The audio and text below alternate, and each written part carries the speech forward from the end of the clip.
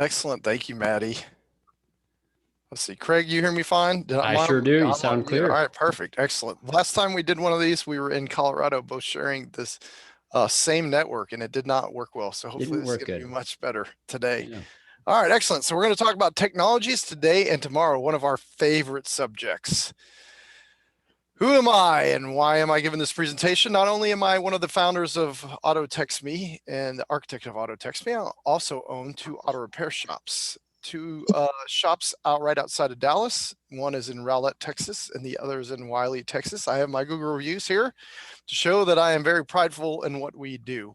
So not only do I develop technology inside my shop, but I also run shops and am part of the industry.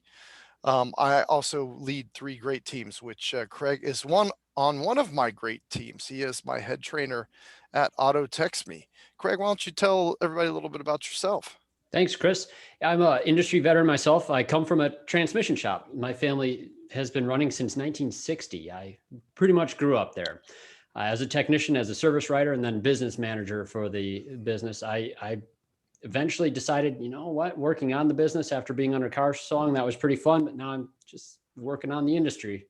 That's how I see it now. And I really enjoy sharing what technology was able to help us communicate in a traditional business. Thanks, Craig.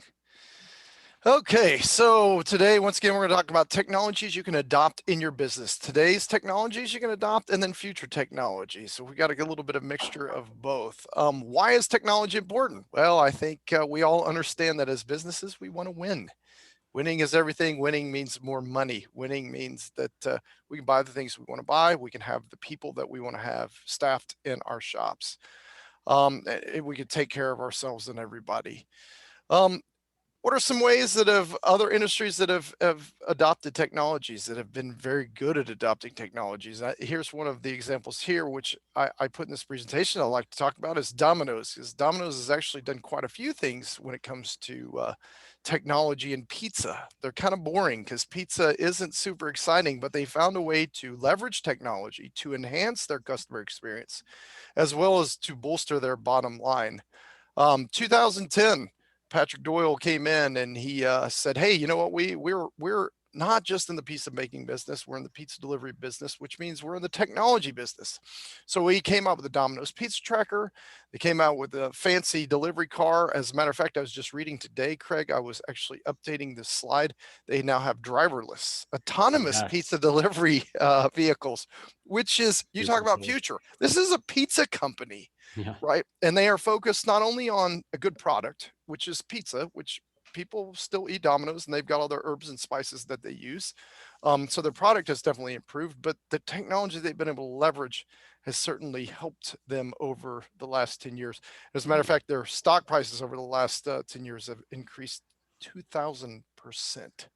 If they had that in my town with that car, I would be ordering pizza just to see the car show up. Just to see the car. You got it, right? No question.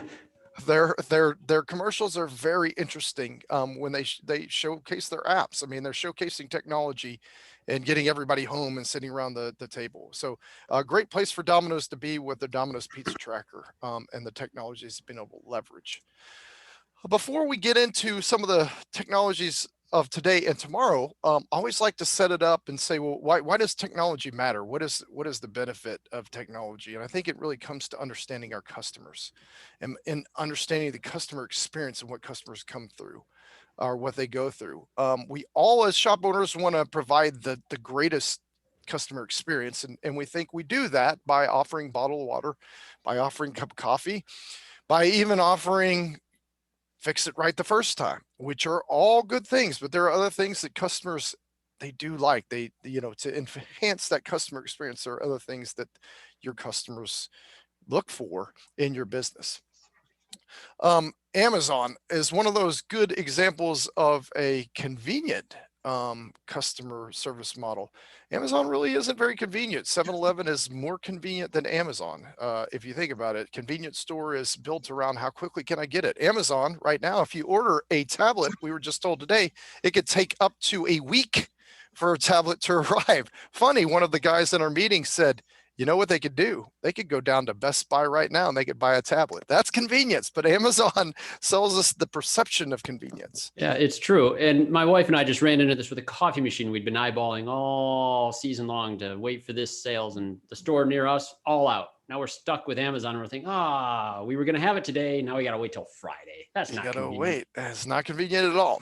So one of the things that we like to talk about in our presentation before we get into the technologies is the Kano model, or Kano model. I apologize. It is not Kano, it is Kano. This is a Lean Six Sigma ideology, or one of the parts of Lean Six Sigma that you can explore, and we explore it. But there's a very powerful message in this Kano model that we're going to go through here, but it actually kind of helps you evaluate the customer experience. Now, Lean Six Sigma is all about waste in manufacturing and eliminating waste in manufacturing. There are some cool things you can do in your shop to eliminate waste. We're not going to talk about getting, the oil filters closer to the oil change bay, or the oil. That's a whole nother idea of using a Lean Six Sigma to eliminate waste in the shop.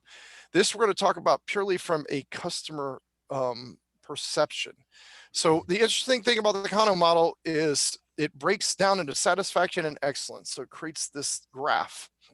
And you can see here at the bottom, you have your must-haves. Running through the middle, you have performance, which more is better. And at the top, you see delighters. And these are the things that really customers, those are the wow factors. These are the things that customers go, wow, that's pretty cool. You see down in the must-haves, interestingly enough, your customer believes these things are going to be achieved if they come to your shop. So in the must-haves, they feel that you're going to fix their car. A lot of shops say this is our competitive advantage. We fix cars, we fix them right. There's a lot of shops. In Dallas alone, there's 3,000 plus auto repair, oil change type shops. There's not one customer that doesn't pull up to any one of those and doesn't think, well, they're going to fix my car wrong. Yeah. The assumption is they're going to fix the car right. This is such a funny thing. Every marketing person I talk to, it seems like they're recommending, make sure you say somewhere on there that you fix it right the first time. Is like, of course. Yeah. What are you gonna say on your flyer? Or and we kind of we laugh a little bit. Well, what are you gonna say? I mean, nobody's gonna say, "Well, we fix it We right tried the real first hard." time." Yeah, we tried real hard. Your customer's gonna make the assumption that you're gonna fix it right the first time. They're gonna assume you have technicians and service writers. They're gonna assume that you have tools to work on the car. Good ones. Good tools. A lot of them are gonna And service advisors and technicians. Like, this is another one that just jumped out at me. Like, all the time we're talking about, our technicians are the best. No, this other shop's going to say theirs are. Everyone assumes that if you hired them, they're competent. Correct. We spent way too much time focusing on must-haves in our shop, thinking that this is what's setting us apart, and wasn't setting us apart at all. It is the minimum requirement your customer is going to have walking through the door. Parts is debatable. Or can they get them on Amazon? Can they get them at O'Reilly's and bring them? But they're going to assume that most customers are going to assume you can get the right part, and then supplies. That you They're wouldn't not even asking supply you for that part grease. unless it was the right part, is their assumption. Like, why would you even Absolutely. suggest they use it if it wasn't already vetted and approved? It shouldn't even cross their minds that you're going to use stuff that works. Absolutely. Then we get into that next, running through the middle. More is better. These are things that you can actually start seeing some benefit. These are the things when you think about this kind of model, and you can run any of your service industries through this, and they're pretty much the same. We could run pizza through this as well, but we'll run an auto repair through it. So performance, more is better. So the cleaner your shop is, the more nice looking it is, that can impress customers. Friendly, are your people trained to answer the phone properly? Are they answering the phone? Hey, thanks for calling Golden Rule Auto Care. This is Chris. How may I help you today? Craig answers, hey, who am I speaking to? Craig says, hey, this is Craig O'Neill, and blah, blah, blah. So there's tones, there's things that you can say to phone skills that you can use to set a tone that's going to lay down better for the customer over time. So the better trained your people are, the more your customers are going to feel that. How convenient you are. We talked about that. Are you able to schedule online appointments? Are you able to pick up your car after hours or drop it after hours? I don't have time to drop my car, pick it up during your hours. So do I have the ability to have the perception of convenience? I think is very important. Customer education. A lot of times we have this ability to educate our customers, but we don't. So how can you explain it to them with things that make sense to them? They're not going to become car experts, nor do they want to become car experts. But is there a way you can communicate what needs to be done to their car? So at least they feel that they can build some trust with you, and you build trust, then it becomes transparent. So performance, absolutely get more and better. Now we get to this next slide. This is really the customer wow factors. Bottle of water, hot cup of coffee. So that's great, right? Most shops 5 years ago didn't have that. I think most have it now. Customer Wi-Fi. Customer Wi-Fi. Do you have customer Wi-Fi? Can I use it? I have a couple business emails I need to send. I don't want to use my own minutes. Text status updates. Are you texting your customer updates throughout the journey of the vehicle in the base? Digital vehicle inspection. Using digital, it's impressive that you don't have to use a piece of paper. You can use your phone to transmit the information to the customer. And a text message with payment. Once again, we talked about convenience. So, hey, don't worry about it. If you're going to pick up your car later, then I'll text you a payment link. And as a matter of fact, I'm going to lock your keys in a key pickup box, and you don't have to worry about a thing. And now that is convenient, right? The customer, Craig, is like going, wow, this is awesome. Now, here is the kicker that I think most of us don't understand. And I think this is what needs to be understood. And I want to make this point. I'm going to make it 3 times just to make it very crystal clear. Over time, you lose your delighters. Over time, you lose your delighters. One more time. Over time, you lose your delighters. Those become must-haves. Bang. Hopefully most people go, oh, wow. That's a powerful statement. And that's what we forget about technology. That's what we forget about phones. That's what we forget about convenience. That's what we forget about everything. We become used to things over time. It is our nature to become used to things over time. The intermittent windshield wipers, right? I mean, that was amazing. What, 20 years ago, whenever it came out, it was amazing. You don't even think twice about it now. It's not even coffee shops. Let's take a recent example. Coffee shops 10 years ago, they said, hey, we'll provide free Wi-Fi. Come on in. Now, what business can run where people are going to wait, where you cannot have free Wi-Fi? It's a requirement actually in every business now. So delighters, your bottle of water, your cup of coffee, people are going to become used to that, and they're going to expect that. So think about this. This is another good reason to get on the front end of technology and adopting technology in your shops, whether it be in the front of the house, whether it be in the back of the house, whether keeping your people highly trained. You get the benefit from it. Get it while everybody is not there, because eventually everybody's going to be there. No, and one of the points I like to make to reinforce this too is look at that must-have section and think about the conversations you have with your clients that are going to put you at an advantage over your competition. And our shop, we made this mistake for a very long time. We had invested heavily into OEM scan tools, the finest scopes, the most updated alignment machine in town for a time, had that road force balancer, all kinds of state-of-the-art stuff that I knew even dealerships didn't have.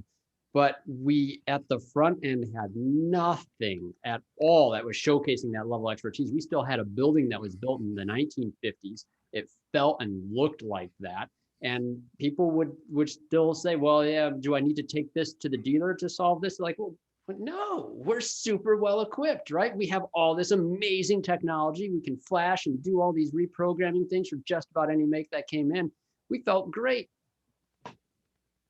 It's a great point, Craig, because we do spend a lot of time investing in our technicians in that, and we're not going to really focus on a lot of the technology in the back of the base. We're going to focus on the front of the house in this presentation. But it's a great point, right? If your guys are highly trained and they're highly technical, there's a reflection of the front. The customer walks in and they see the highly technical people at the front. They're going to assume there's highly technical in the back. That's the assumption they're going to make, right? If they're getting the text message, if they're getting the inspections, there's going to be assumption that they're going to be very highly qualified in the back. But if you walk in and you're using paper, then that assumption is going to be that in the back, your guys are not as highly qualified. Where in Craig's case, they were highly qualified. And most shops we deal with, Craig, they're highly qualified. It's totally the front end that's been a little bit neglected sometimes. And I meet shop owners all the time. They're looking at the back of the shop investments into the tools and everything else as an investment, but they have nothing invested at the front end for the customer experience. It's looked at as a cost, something that takes away from their profits or their earnings, not as something that drives that improvement. And it's tragic to see. And this should all drive stronger Oh. bottom lines and profit, like we said, winning. So take a quick second here to once again thank AST for having us out. We wish this would be in real world like they were talking about earlier. It would be nice to see people again in reality, but we're dealing the virtual reality right now. So thank you for having us. If you have any questions, please interrupt during the presentation. Not a problem. We have the chat. I understand Maddie was telling us that you could unmute yourself and you could also, oh, perfect. Somebody's drawing on the screen already. Oh, that's awesome. I didn't know we could do that. So if you have any questions, you have anything, just feel free to interrupt us and we will certainly answer those questions as we go through. And once again, we appreciate y'all for having us out here for this conversation. So let's talk about some goals real quick. Technology goals. I think the main thing, I'm not going to, technology should be a multiplier. It should be a multiplier of profit and it should be a multiplier of your people.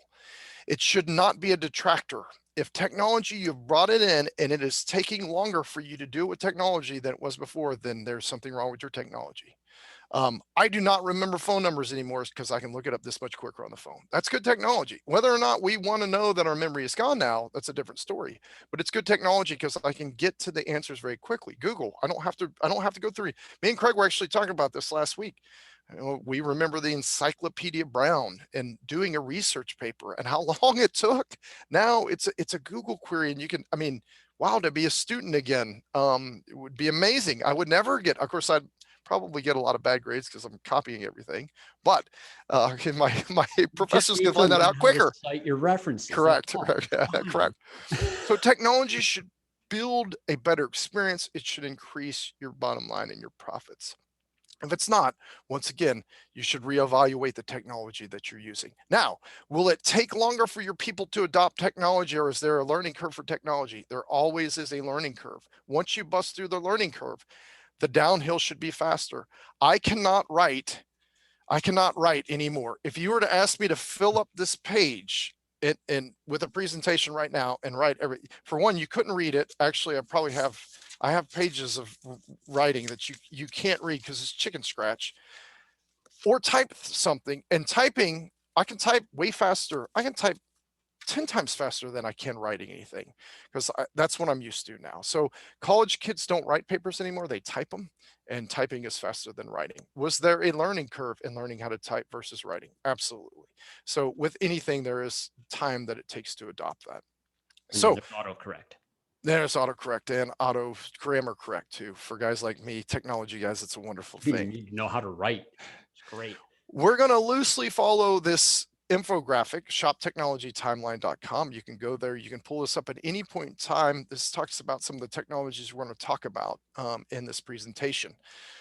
It's something we put together as a team, and I put together a long time ago. It was just to help shop owners. I've been in technology my whole life. I actually graduated with a computer science degree, so I love technology. And this was an infographic to help shop owners kind of understand how to walk and move into technology. Now, less efficient, less productive to more efficient, more productive, left to right. That does not mean that your shop is not making a lot of money. It just says, once again, using technology properly, potentially you can increase your productivity efficiently if used properly. Once again, typing versus writing. I can type paper a lot faster than I can write a paper. I can use autocorrect. I can use spell correct, and I can get a better product typing than I could writing and having to use whiteout or having to use eraser. So please feel free to go there and look at the information. There's a lot of good information in that infographic and on that website.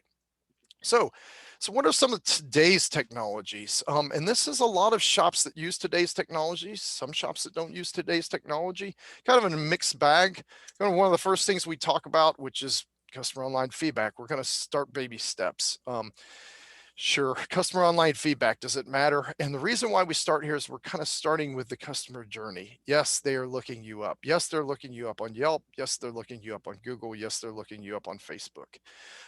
We like to talk about this. I like to start technology in this frame of reference here before we start talking about digital vehicle inspections, because you must represent yourself very strongly online. Your customer is going to probably see your Google and Yelp reviews before they get to your website. Why? Because Google and Yelp, well, Google owns search and Yelp pays a lot of money to be at the top of the search. I personally hate Yelp. I hate Yelp every time the Yelp person calls and says, "Hey, would you like to spend more money with Yelp?" Which I do. I'm one of the very few shop owners who spend money with Yelp. I spend my minimal amount. I pay the mafia. I also want to point out that I pay my taxes at the end of the year too. And some of those taxes, I don't agree with what they go towards. So Yelp, I pay them. I don't like them, but I do know my customers go there. I know they look at the reviews. I know they look at the criticism. So I think it's very important to know all the different places that you exist and then to make sure you're monitoring those and that you're also leaving feedback. So you're replying to your reviews, whether they're positive or negative. I'm going to throw out a good book here, Hug Your Haters. It's a great book to understand why people leave bad reviews and why people leave good reviews and why the people who leave bad reviews, you don't need to write a book response, write a short response. "Oh, I'm sorry that you feel this way. I'm sorry you had this bad experience." I mean, first you should make sure that it wasn't something you did. And then you should say, "Please reach out to me and let's have a conversation." Because when the next person comes, they're going to go, "Oh, wow, I like the way that they handled this." And wow, they even put their personal information for the person to reach out. To this day, I have not had one person reach out on a bad review to try and talk through it. If you read this book, it's because online, because Facebook and all these platforms have now given people a platform to go vent and to feel like they're making a difference in the world. The people who want you to solve their problems, they're going to come to you first and they're going to say, "Hey, please solve my problem." And they're going to give you a chance to solve their problem. The ones who don't want you to solve their problems are going to leave the bad reviews. Um, Not saying that one day somebody's going to call me and say they're going to want to deal with me, and that's fine. I will deal with them. I'll talk with them. Freereviewmonitoring.com. It's a good free tool where you can actually monitor your Google, you can monitor your Facebook. It monitors a couple different platforms. You can monitor actually your um, competitors' social media as well, or their reviews as well. 93% of customers read reviews before deciding to use business with you. I like this one. 74% of customers say they will not consider to use business with poor reviews. So if you got bad Yelp reviews and they go on there and they see your good Google reviews and they see your Yelp reviews, you're doing yourself a disservice. 85% say they'll trust a review as much as a personal review, and they'll go even check. So if Craig says, "Hey, come to Michigan, go to this bar, Chris, it's a good one," I'm going to go online. I'm going to check that bar, even though I like Craig. I'm still going to go online. So all these, I think, are important statistics. Yes, 63% of statistics are made up at the point of making the statistics. So some of these are true, some of them not. I think they fluctuate to some degree, but I think there's a lot of powerful notes in there that, once again, people are going online. So you should absolutely care. Golden rule, Wiley. When we came in as 3.3, we're now at 4.7. Actually, we went to 4.6. We got a better review. When we got to 4.7, then it just dropped this other week, which is very frustrating. But we're going to go back to get it to 4.7. And our Yelp, I think one is 3.5 and the other one's 4.5 and the other one's 4.5. I think they're both pretty close there. But the way you fix a low rating on this isn't to go and combat the customers that left you a low review. And this is kind of the point. One of the things that you should be working on with technology is having a way to drive the customers who are satisfied to the point where they're going to leave you a good review. And this can be done by text messages and automation. It doesn't need to be done by a question at the counter, although I do recommend the service advisors try to close with a happy customer being directed to leave them a review. But automating that process is what's going to drive that stuff, making it simple and convenient. Most people that are happy are just going to forget about you. Yep. Most people are upset are going to tell the world about you. I think it's 1 in 20. You tell 20 people and one's going to leave a good review. You make one person mad, and they're leaving you a bad review. Unfortunately, the odds are not in our favor. So you're absolutely right. And there's all kinds of ways: text messaging, email, phone calls. There's a lot of different ways to reach out to that customer afterwards to try and get that review. Thank you, Craig. Web presence. Why is this important? Your website is the one piece of content that you actually own and control. Google, Yelp, Facebook, they do not want customers to leave their site. Google, everything they want, everything on your business page, so they can say your hours, they can say your phone number, they can put your reviews. So Facebook, same thing. You have all the information about yourself. They don't want anybody leaving their platform, because you are not only the consumer of their information, you're the product, right? So the more you click, the more they understand what people are looking for, and the more they can then dial in their searches. So realize that your web presence, your website, is the only thing that you really own anymore. Now, our website's dead. I think websites are going to progress. So if you're not using all the different Google Business, Yelp, all those, you don't have them up to date, please go make sure they're up to date. And it's kind of, we start out with these simple things, and most shops I think do this, but we just want to start out to make sure that you're hitting on these technology, because they're all important. They're all important. Online resources, we'd like to talk about this. Tablets in your base. Tablets, even if you're using a digital inspection or you're not using a digital inspection, I think tablets in your base, or we go back to Lean Six Sigma, they allow your technicians to minimize the steps. So if they're using any type of diagnostic, they're using ALLDATA, they're using Identifix. If they could sit in the car, they can sit under the hood and they can have that tablet and they can be looking at it right there. It is much better than them having to go back and forth to a computer. Every time that they take steps, you're losing money and you're losing time. So the less steps you can do for your technician, the better. Are tablets durable? Do they last in base? Absolutely. Been using tablets for a long time in my base, years now.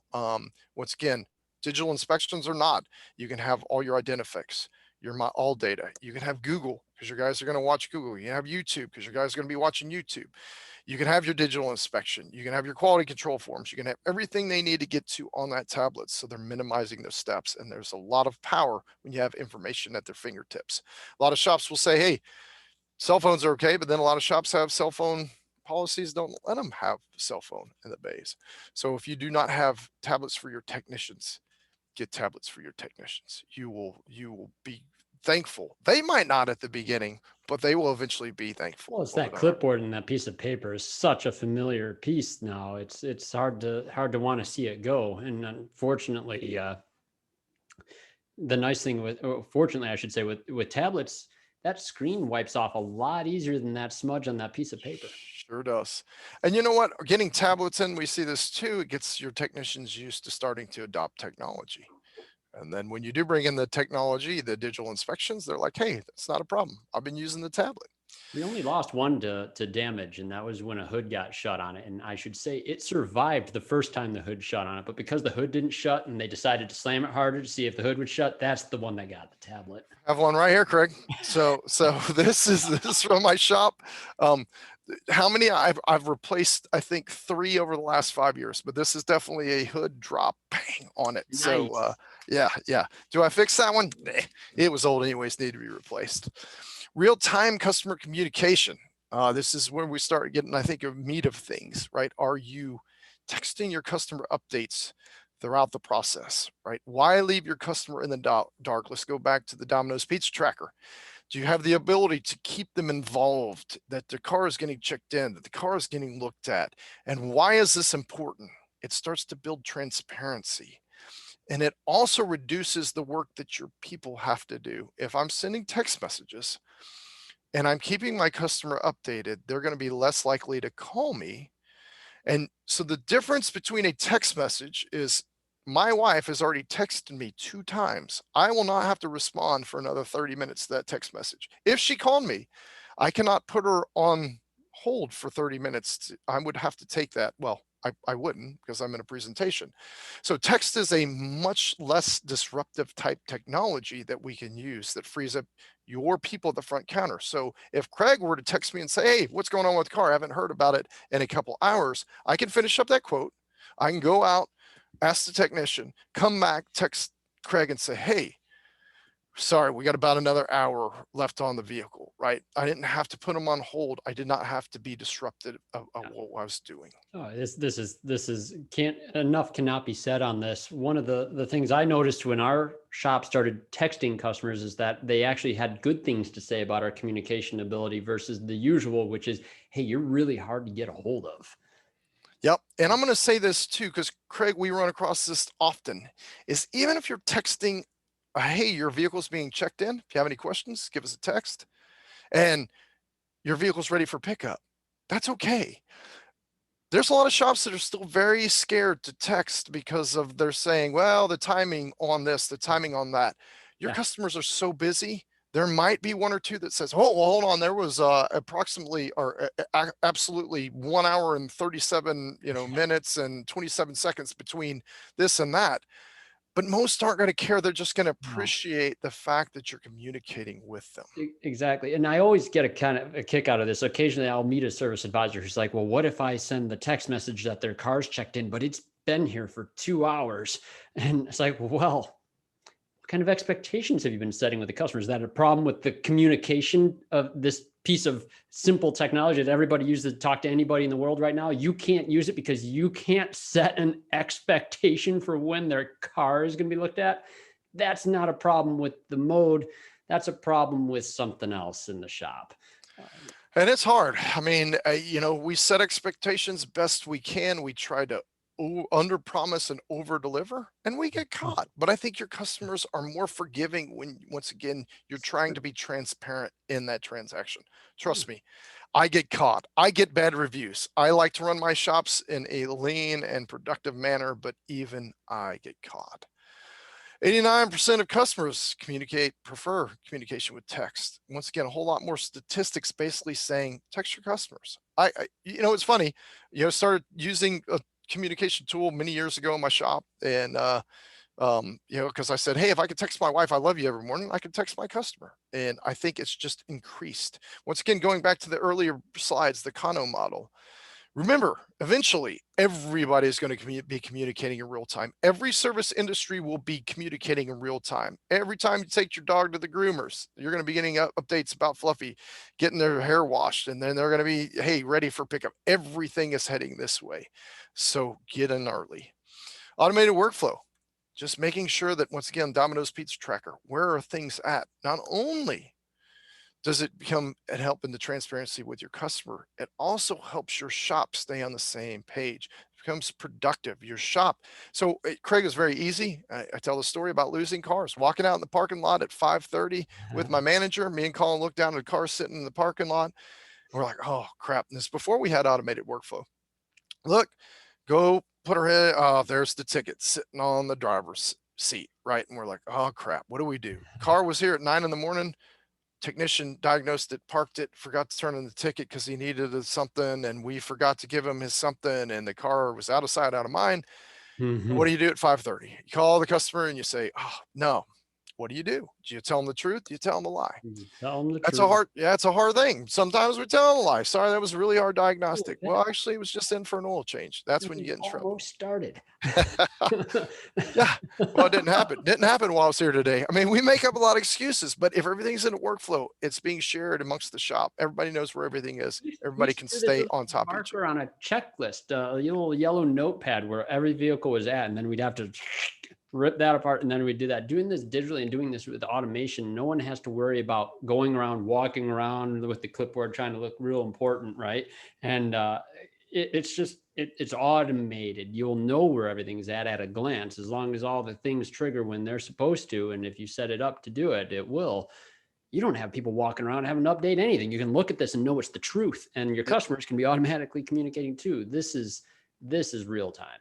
And when your technicians have the insight into it, everybody has insight to it. Everybody will keep it corrected, and People everybody talk will make it. about notifications for technicians. Like, I need something that bells and whistles and things. Like, technicians. When I've been a technician, which has been most of my career, my arms are up above the bell housing, getting that last bolt off a transmission while I'm getting dripped on. My tablet chimes. First thing I think of is not, oh, better check that real quick, see what's super urgent. No, when I'm done with what I'm doing, I'm going to look at the tablet to see what's next. And if the priority is listed, That's where I move. That's something a tablet can do, a clipboard cannot do.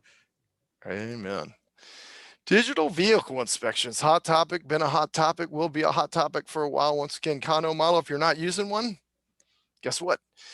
Everybody's starting to use them It's now. become a must-have. I would argue this is a must-have now in some capacities. There are some communities that have been slower than other communities, but by and large, this is something most shops at this point are behind. Transmission shops in my industry, way behind what general repair shops are doing. And they're getting left in the dust right now. And it breaks my heart because there's some brilliant minds out there and they just haven't gotten on board for this. And now they're struggling to catch up. Yep, you Christian Brothers, you have Meineke, you have many of your big MSOs that are now adopting these, and they are making sure that they're working and making sure that they're, and you know, you don't want to be the one, once again, to them come to your shop and then them say, oh, well, you don't have a free cup of coffee or a bottle of water. And that's digital inspection, right? Anybody who's used my shops and they've gotten digital inspections over and over and over and over again, once they leave and they go to the next place they go to, it's going to be an expectation. They're going to say, hey, do you have this ability to do this? You have the ability to text message. You have the ability to send the inspection. And if the shop says no, then there's a probability that they may go to a shop and find one that does what they do. Now, I agree with Craig. There's probably still a lot of shops. I think we start getting into more the minority here. I think a lot of shops are aware of it. I think there's still pushback on why I need it. Resisting, like there's some tradition they're holding on to that this is going to breach that tradition. But I came from a family. My grandfather, he ran a talk radio show on an AM station for years, over a decade. My brother took it over for several years when my grandpa retired, and it was a call-in show with symptoms and that they would describe. People love talking about their car. Is the point. People woke up to talk about their car with this person on the phone. It's still a car culture in this country. People like to look at their car. And when you give them that DVI, this is something to engage. You've seen it when you have them walk in your shop and they get to walk underneath it and everybody's really interested in what's going on under there. Give it to them right there on their phone. This isn't rocket science anymore. I'm starting to get a little peeved when some shops say like, my customers don't want this. Like, you don't know anybody then. Have you had a conversation with someone about their car? Craig doesn't run a shop anymore. Some people don't want to know about their cars. Oh, we had those types too, but this is the thing. When you have the really engaged clients that want to come in your store, there's always going to be the people that just done, don't talk to me anything. I get it, right? Yep. They're out there too. They're always going to be there, but they don't set the bar for our level that we set our aim for, right? I agree. Something else. We're not going to talk about digital inspection much. Take pictures. There's all kinds of them out there. There's all kinds of different ways to use them. Here's one of the things we talk about in picking one. Just make sure you kick the tires. Make sure you understand the staff. Make sure you understand the people that are running it. Make sure it can run on your tablets. Make sure there's a trial. So there's all kinds of things that you should, in any piece of software that you adopt, you should look and you should take your time to evaluate and evaluate it very well. So obviously we have a product that we haven't mentioned. We mentioned at the beginning. We're not going to mention it again. There's no need, right? So this product may work for you, but it may not work for the next guy. And that's okay. We don't all use the same scan tools. We don't all use the same lifts. We certainly don't all have the same people.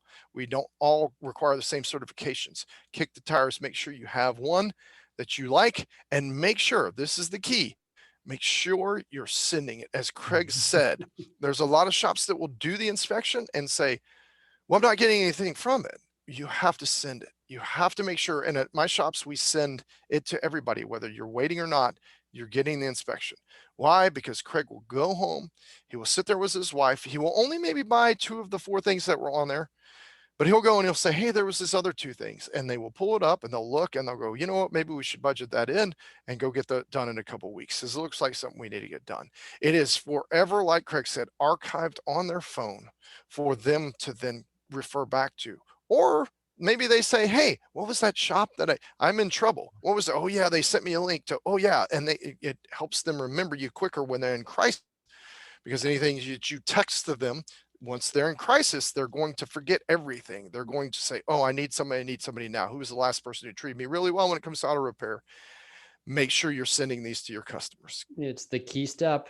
Yeah, a lot of Absolutely. people think the objection to DVIs comes from technicians don't want to spend the time doing more detailed inspections. Where I find most problems is the service advisors are afraid to send it because they feel like this is just some sort of a sales gimmick. But that again, that's a shop issue. That isn't something with the technology. That's something with how you're leveraging it. And this is just a document that's going to show vehicle health. We sold transmission work. The number one thing I like to show on a DVI is pictures of good things, Yep.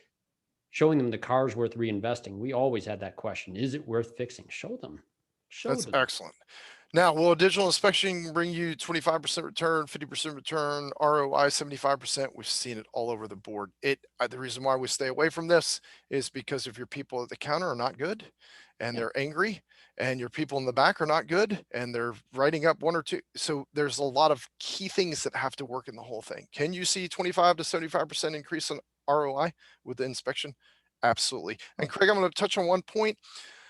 We think that allowing our service advisor to sell over the phone without the use of an inspection is something that's easy, and we get frustrated with our service advisors when they don't sell everything on a ticket. But think about it, we're trained as a society to say no. When you go onto a car lot, can I help you? No. You go into Lowe's, Home Depot, can I help you? No. Like our initial instinct is to say no. So when you say, hey, so and so, hey, Craig, by the way, I have 4 things that are wrong in your vehicle. I'm going to explain to you real quick. You don't have any idea what I'm talking about. Would you like to buy it? His initial instinct is going to be no. So you're giving him 30 seconds to decide on a purchase where by instinct we're taught to say no. So digital inspection helps break that ground. If you have pictures of good things and bad things, you have good descriptions, it allows you, a consumer, to digest it and then have the conversation. They may not know what that leak is, but they know that something's leaking. They don't know that it's an oil pan. They trust you it's an oil pan. They're never going to look at an oil pan the rest of their lives, but they see the leak, and it starts building transparency in I've them. had customers point out that they didn't actually know what the difference between their pads and the rotors were until I had shown them the picture. Yep. Yep. It's common. Oh, totally. Virtualized show and tell. There's all kinds of very powerful tools out there. I say throw away the show and tell box. Get rid No. of the dirty box underneath the counter. There's great tools out there. Virtual Vehicle MD's one out there. Napa has one. There's Audio Net TV. There's a lot of great products out there. We can put it on your screen. You can show it in your lobbies, on your computers. You can show these graphics. You can show these animated videos. You can show we have it up in our showroom where we can show multiple people in the showroom. So other people in the room go, wow, this is really cool. This is where it starts getting into a little more deep. We talked about education in that Kano model. So educating your customer. If you can show them, like Craig said, hey, every time I step on my brakes, my steering wheel rocks back and forth. Why is that? And there's videos that show, hey, it's your rotor, and this is, so people go, wow, I did not know that's how the steering section worked. I did not understand that. Well, that's really cool. That's a cool video. Wow, you must be a technology shop because you're showing me something that looks very, very complicated in a very simple form. Yeah, absolutely do the job. Once again, customer education builds that transparency and builds that Mhm. trust to help them in the future. I was selling transmission service. I ran and decided to describe how a torque converter worked over the phone. I would have killed to have a video like these things that are out there now. Not Just easy. amazing. Oh, Digital quality control, final quality control. We don't want to mix this with other pieces of quality control within your shop. This would be a final check on your vehicle after everything is completed. I am a big proponent of going out, having somebody who did not do the work go out to your car and check the vehicle and check it to make sure that the customer gets it in better shape than it came in. And that means removing the grease off the steering wheel and wiping it down. It means making sure everything's clamped back down, make sure that the tools are removed from the vehicle. It means documenting everything. A lot of times shops will use a digital vehicle inspection to document, and that's okay. Just cue your numbers, just make sure you're documenting in a digital form. And I like to, in every monthly meeting and my manager's weekly meeting, we go through the quality control issues. What did we find? What did we not find? I don't beat them up for it. We rejoice unless that's it's a a good thing. pattern. You caught this. It's Yes. a good thing. Unless it's a pattern, unless we find that a technician is consistently doing the same thing over and over again, where in that case we can go correct that person. If you go to Autotext Me quality control, there's a case study there on that page, and you can go actually download some print sheets if you don't have a quality control process.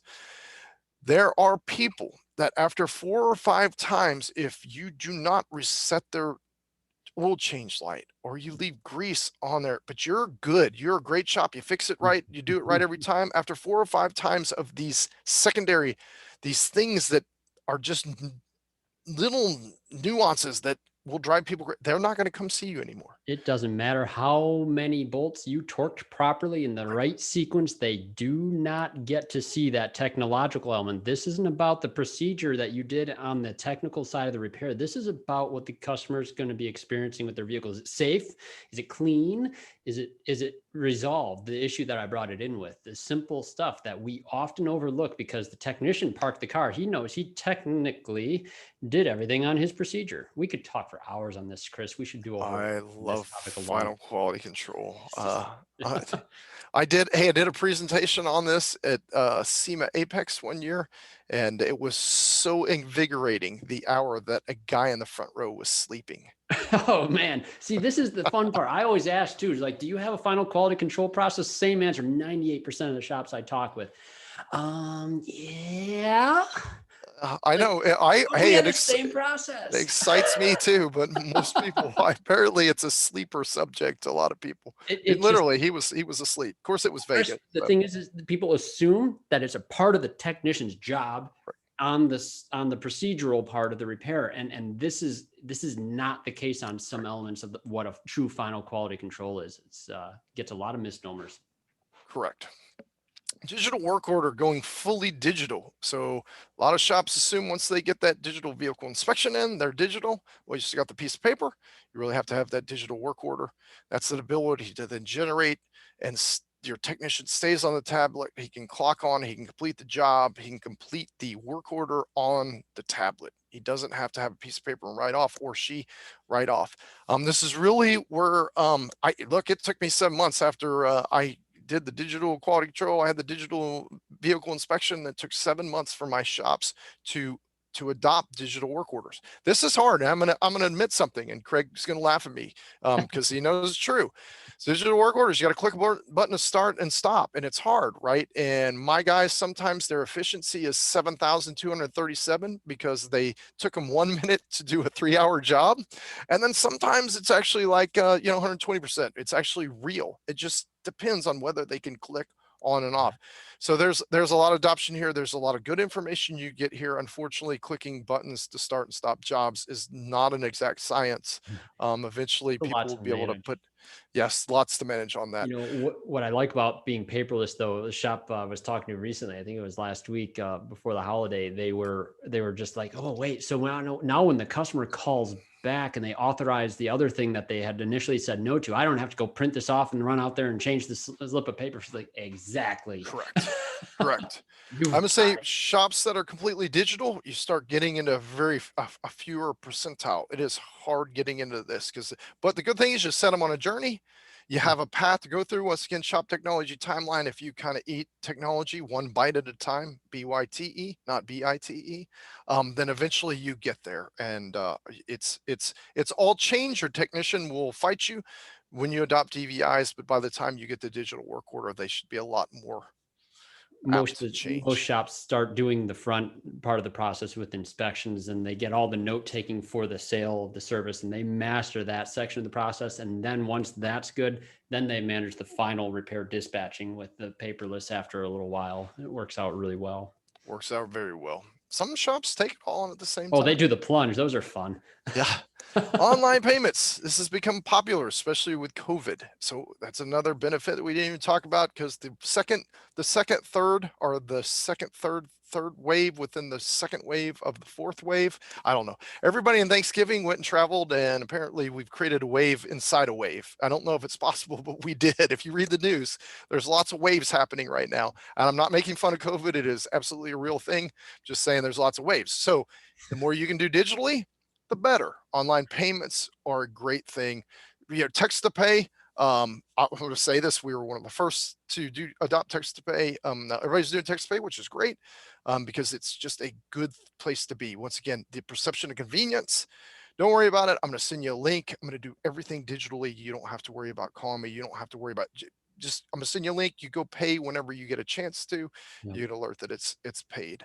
At this point, it's jarring now to have a very contactless process, and then all of a sudden, final part of the repair is done, and oh, someone hands you a pen and a receipt now, and it's like, oh, Yeah. okay, I'm Yes. doing this You can still. tap your card. Why do I have to have a pen and piece of paper?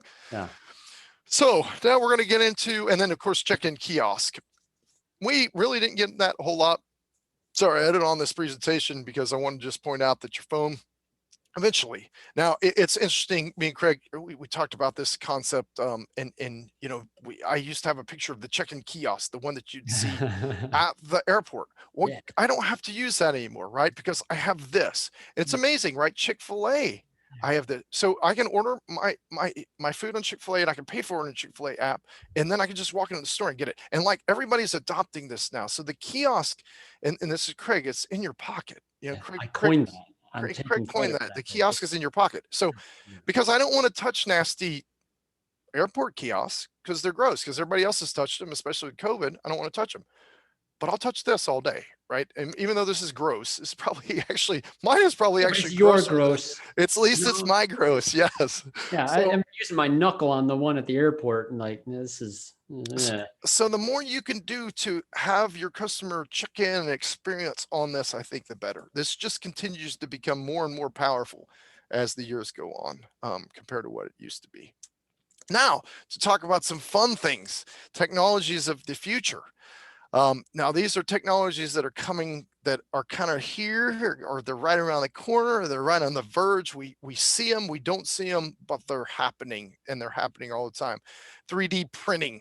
This is super awesome. If you're not reading, TechCrunch is a good resource to go to, techcrunch.com. Reading about 3D printing, Porsche 3D printing some of its parts, Ford printing some of its brake parts, I think on the Mustang. So 3D printing, how is this going to change our industry when you can print parts, when your manufacturers are printing parts?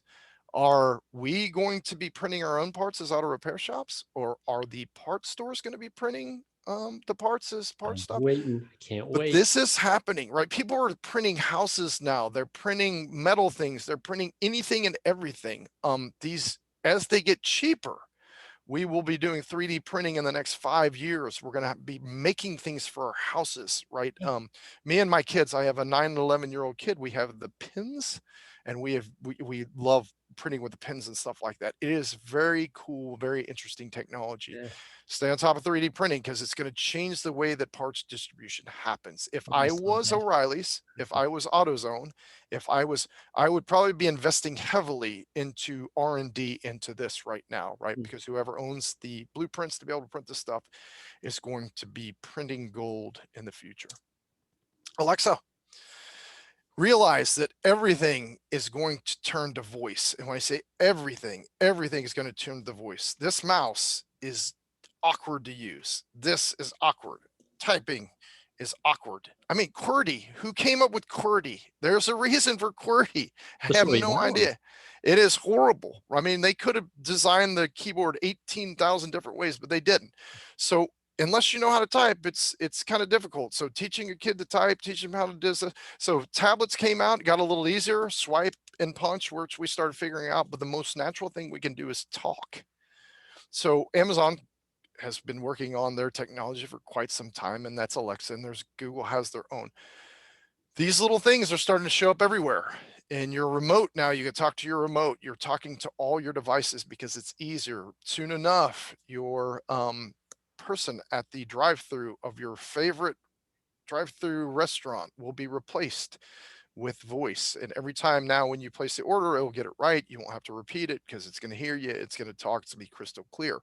One thing to note about Alexa, realize that Bing, it's getting its information from Bing. So if you're not on Bing, you're not paying attention to where Alexa is going in. That's starting to build its own database information, but it does leverage other search engines. It doesn't leverage Google. So make sure that your Bing update is updated, and make sure you're asking Alexa every once in a while, who is the best auto repair shop in your area? Because other people are starting to ask Alexa, hey, Alexa, my car's broken. Who in my area can fix my car? Alexa, who's the best auto repair shop? And if you're not in that top three, and you're not in the list, then you need to figure out how to get in the list. And it is scary It is. because if you don't understand this technology, you don't understand how to do it, then you don't want to be the one that's left behind. Once again, this is why me and Craig are doing this presentation.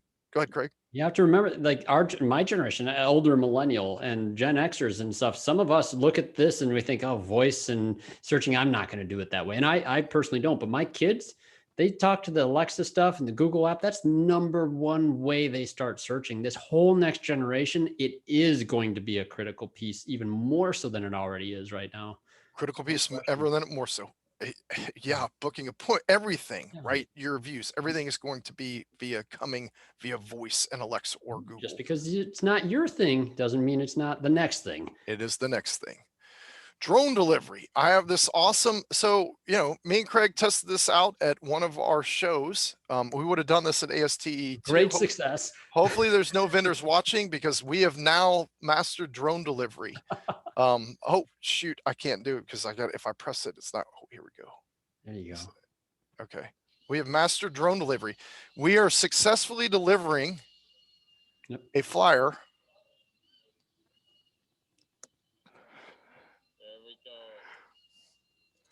During the age of COVID, we have now found a way to do a drone delivery, touchless flyer from necessity is the mother of invention. Mother of invention. Yes. So but we know that, once again, Amazon, a lot of companies are working on drone deliveries. If you do not have a drone, go get one this Christmas. They are fun to play with, but this is going to be the future of deliveries. What time to wake up tomorrow? AI chatbots. I'm sorry, what time do you open tomorrow? What time to wake up tomorrow? So there's already sites that are starting to leverage this technology.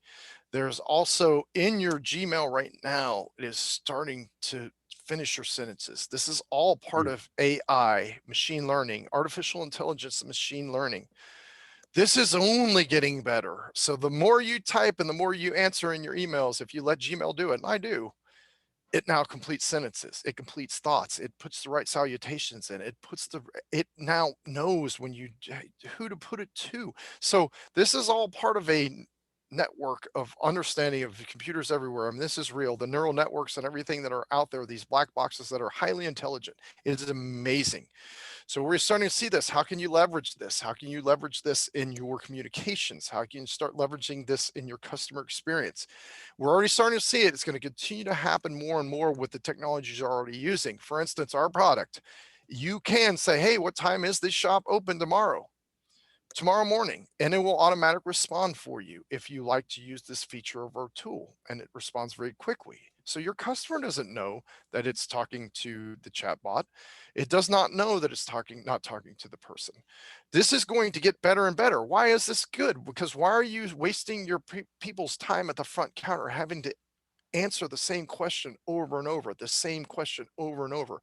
There's technology. Technology will help solve that. I am a developer, and one of the things that developers are really good at is automating a process, because we are lazy. We do not like doing the same thing over and over again.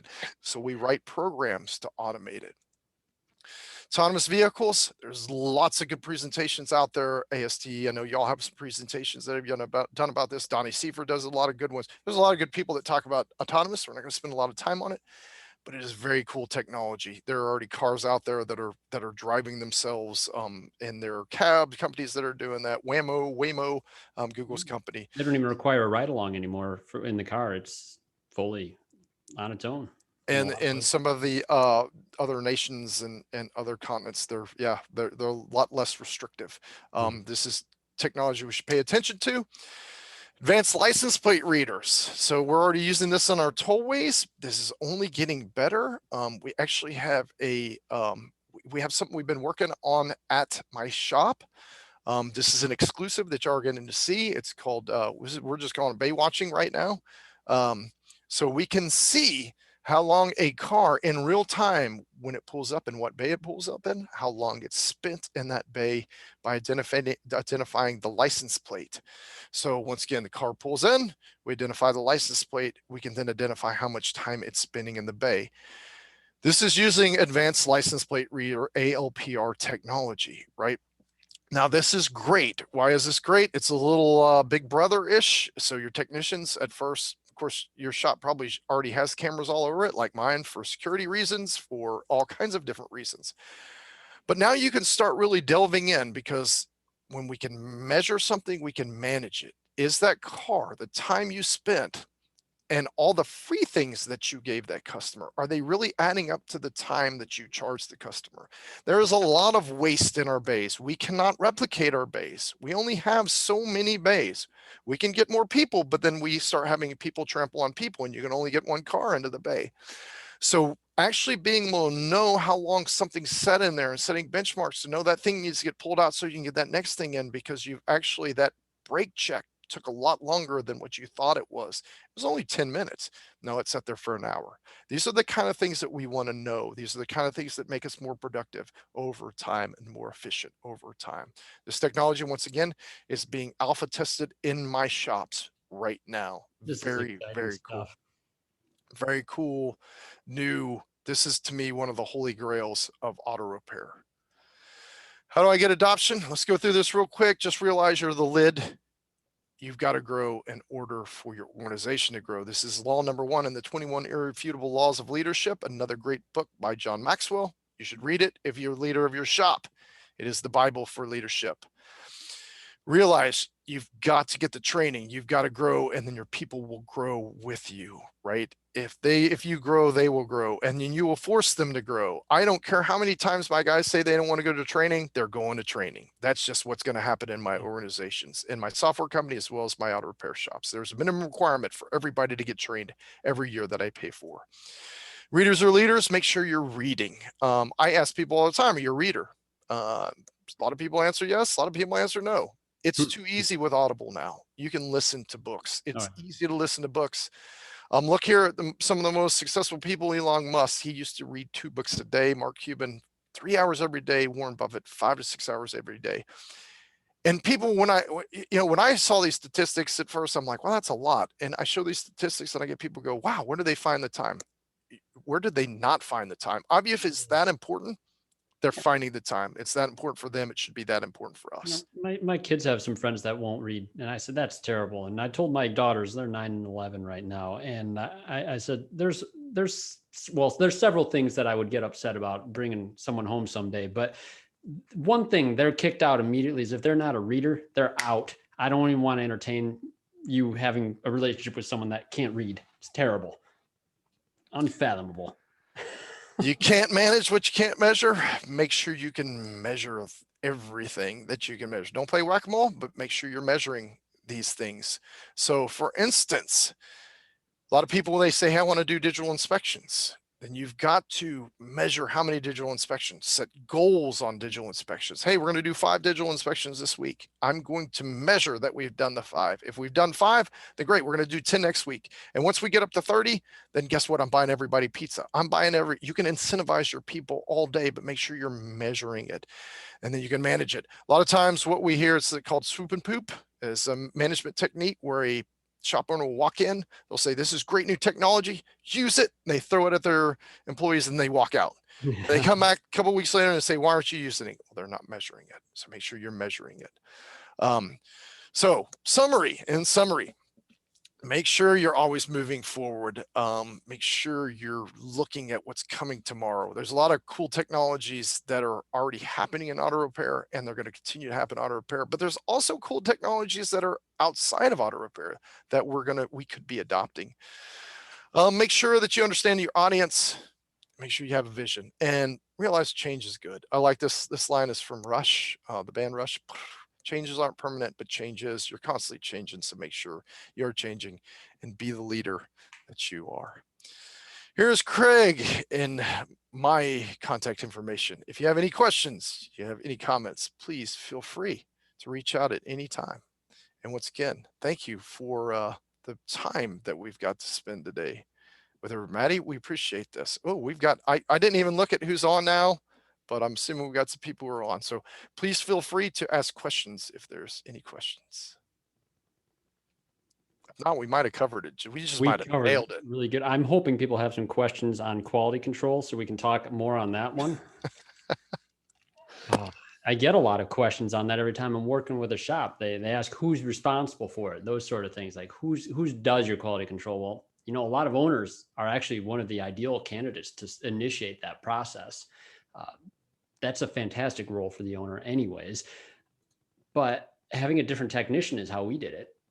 Different tech than the one who did the work, because you need honesty on it. It's Agree. that's a topic we'd love to go into more. We really need to do that. Any questions, Maddie? Are we clear? Are we free and clear? Well, if there's not any questions, I guess, yeah, we are free and clear. Afterwards, if anybody does have any questions, feel free to email me or Trisha, and we will get those answered for you. But other than that, thank you so much. It was an awesome presentation. We appreciate it. Thank you for having us. Thanks, guys. Thank you, Trisha. Thank you, Trisha. We'll see y'all later. Bye. All right, have a good one. Thanks so much.